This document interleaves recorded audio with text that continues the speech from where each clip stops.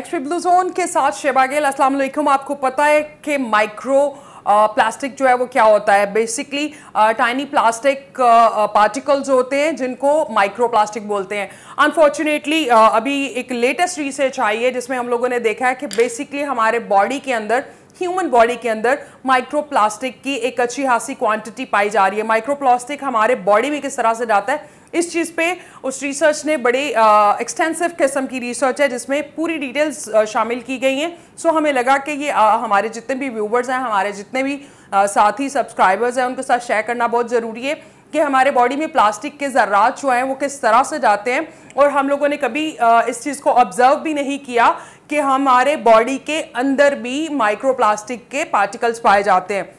So basically वो उसके जो मेजर सोर्सेज हैं वो आपको बताते हैं। स्नैक्स जो हम खा रहे होते हैं such as chips and so on, जितनी भी चीज़ें, I don't want to name any brands. Then micro plastic का बहुत अहम एलिमेंट जो है टी बैग्स, हम बड़े इंटरेस्टिंग तरीके से यूज़ कर रहे होते हैं। सो टी बैग्स में, उसके बाद प्रोसेस फूड्स में, शुगर में एक अच्छी खासी मिकदार पाई जाती है माइक्रो प्लास्टिक की। उसके साथ साथ जितने भी बॉटल्ड वाटर हैं और जितना भी प्रोसेस फूड है, इवन आपके डेयरी प्रोडक्ट्स जो है उसमें भी। अब इसके छोटे से एक फ्लैशबैक में जाते हैं, हम बात करते हैं डेयरी प्रोडक्ट्स की। तो आप जितना भी dry milk, so called dry milk use कर रहे होते हैं, अगर आप उसको देखें तो आजकल उस पर टी वाइटनर लिखा होता है, कहीं पे भी ड्राई मिल्क नहीं लिखा होता। That means that is not milk. That one thing is clear, जो हम डेयरी के नाम पे कंज्यूम कर रहे होते हैं।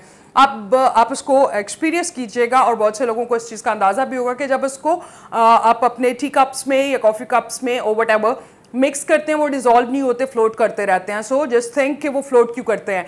देन अदर थिंग, हम लोगों ने पहले हमारे बॉडीज़ में रिसर्चेस ने भी बताया कि प्लास्टिक की क्वांटिटी कम होती थी, अब ह्यूमन बॉडी में प्लास्टिक की क्वांटिटी जो है वो इंक्रीज होती जा रही है। उसकी रीज़न क्या है? बहुत बड़ा एलिमेंट है शुगर। जब आप शुगर डिज़ोल्व कर रहे होते हो तो आप ये भी देखते हैं कि अक्सर औकात आपके क्रिस्टल या किसी भी फॉर्म में जब आप शुगर यूज़ कर रहे होते हैं तो वो उसके बॉटम पे बैठी रहती है, पूरी तरह डिजोल्व नहीं होती। माइक्रो प्लास्टिक्स हैं। Okay, and then third very important things कि हम लोग मॉडर्न हो गए हैं। सो मॉडर्न होने में हम लोग टी बैग्स यूज़ कर रहे होते हैं। टी बैग्स जो होते हैं वो क्योंकि पेपर के नहीं बने होते, तो आप खुद से सोचिएगा कि वो डिज़ोल्व नहीं होते, तो उसमें माइक्रो प्लास्टिक होता है जो कि वाटर की जो हीट होती है उसके साथ डिज़ोल्व होके आपके बॉडीज़ में जा रहा होता है। So it applies on to other foods. उसके पैकेजिंग जो है उसको चेंज कीजिए, प्रोसेस फूड जो है उसको चेंज कीजिए। और बेहतरीन हिकमत अमली ये है कि जितने भी लूज टी हैं उनको यूज़ कीजिए, जैसे ग्रीन टी, लेमन ग्रास और any other tea you want to use for, उसके लिए जाइए। जो आपके टी बैग्स हैं उनको छोड़ दीजिए।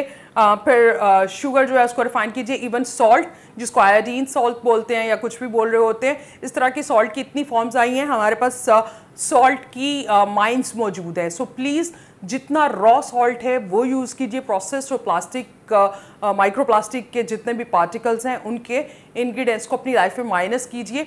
ये आपकी हेल्थ की बेहतरी के लिए, बट इससे आपके जितने भी प्रोसेस्ड फूड्स हैं उसमें आप अपनी ज़िंदगी में बेहतरी लेके आ सकते हैं। अपने एनवायरनमेंट को बेहतर रखिए और अपने फूड को, अपनी हेल्थ को हमेशा प्रायोरिटी दीजिए। अपना ख्याल रखिए।